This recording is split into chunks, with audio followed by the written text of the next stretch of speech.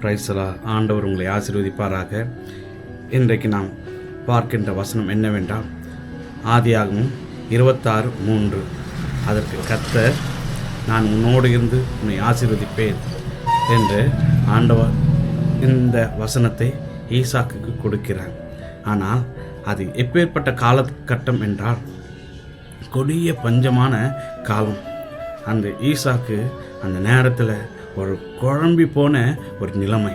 ஐயோ, இவ்வளவு பஞ்சம் உண்டானதே, இவ்வளவு கொடிய பஞ்சம் உண்டானதே, நாம் தகப்பன் இருந்த இடத்துக்கு போகலாமா, எகிப்து தேசத்துக்கு போகலாமா, இல்லை வேறு எங்கேயாவது போகலாமா என்று தவித்து கொண்டிருக்கிற நேரத்தில் அப்போது ஆண்டவர் சொல்கிறார் ஈசாக்குக்கு, நீ இங்கேயே தங்கீர், நான் உன்னோடு கூட இருந்து உன்னை ஆசீர்வதிப்பேன்.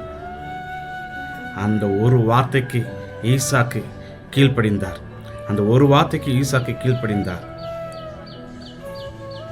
அந்த வருடம் அவர் 100 மடங்கு ஆசீர்வாதத்தை பெற்றுக்கொண்டார்.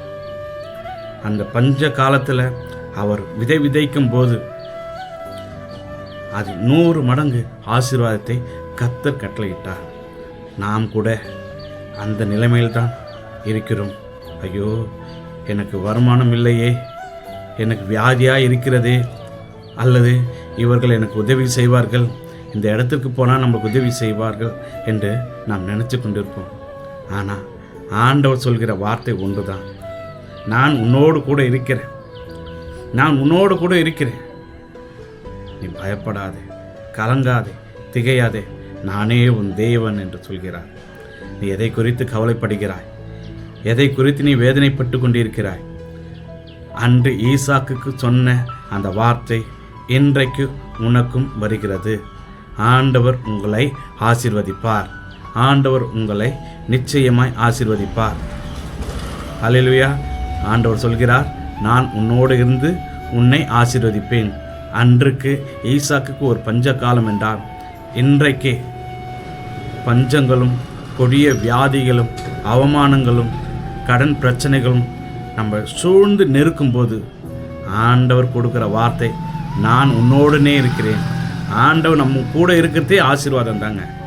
ஹல்லேலூயா. கர்த்தர் உங்களை ஆசீர்வதிப்பாராக. ஆமேன். நாம் ஜெபிப்போம். பரிசுத்தமுள்ள எங்கள் பிதாவே, உம்மை நன்றியோடு துதிக்கிறோம். ஆசீர்வதிக்கப்பட்டதான இந்த வேலையில் ராஜாவே, அன்று ஈசாக்குக்கு சொன்ன அந்த வார்த்தை எங்களுக்கும் கொடுக்கப்படுகிற வார்த்தையாய் நாங்கள் விசுவாசிக்கிறோம். எங்களுடைய எண்ணல்கள் மாறட்டும், எங்களுடைய வேதனைகள் மாறட்டும், எங்களுடைய கஷ்டங்கள் மாறட்டும், எங்களுடைய எல்லாவித பிரச்சனைகளும் மாறட்டும். எங்களை ஆசீர்வதிங்க. நீங்கள் எங்களோடு இருந்து எங்களை ஆசீர்வதிக்கிற தேவனாய் இருக்கிறபடியால் நன்றி செலுத்துகிறோம். ஆசீர்வதிங்க, பலப்படுத்துங்க. துதி, கன, மகிமை எல்லாவற்றையும் உமக்கே செலுத்துகிறோம். மீட்பர் மூல் ஜெபங்கள் எங்கள் பரிசுத்த பிதாவே. ஆமேன். ஹல்லேலூயா. ஹல்லேலூயா. கர்த்தர் உங்களை ஆசீர்வதிப்பாராக. ஆமேன். ஆமேன். ஆமேன்.